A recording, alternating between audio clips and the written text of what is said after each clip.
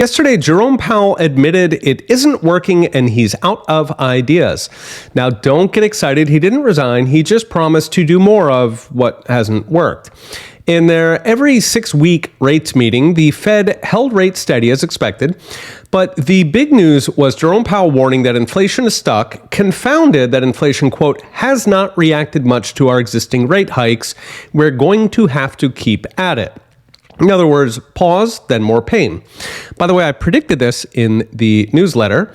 Now, Powell's white flag came after the previous day's CPI number showed headline inflation easing, but core CPI, excluding food and energy, that's the one the Fed takes as the accurate one, stuck around 5% for, at this point, 6 months in a row.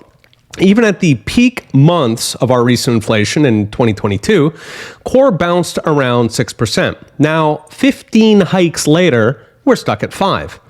Every central banker knows the longer inflation runs, the harder it is to get rid of. It's like a cancer. At this point, it could take years absent a catastrophic deflationary recession.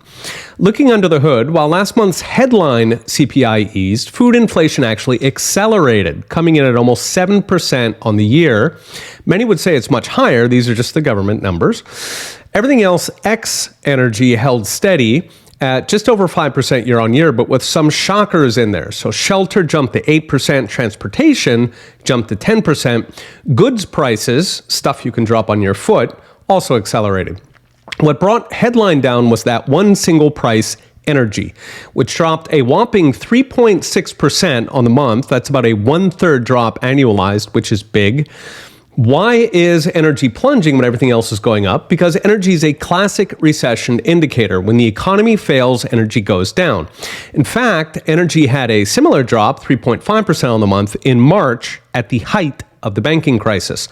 By the way, in the 2008 financial crisis, energy absolutely plunged, going from almost $150 to just over $25. In other words, the entire inflation is over narrative is energy.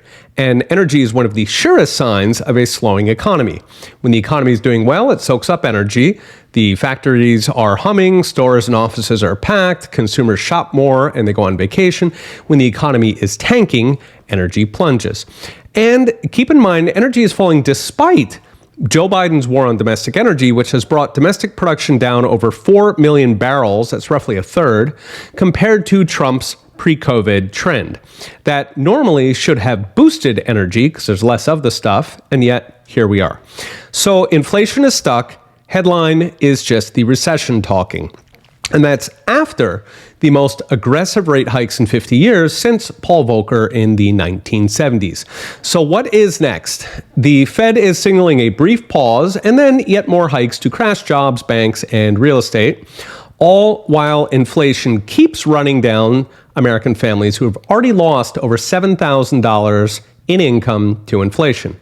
Now that Congress has approved inflationary deficits through 2026, there is no white knight coming.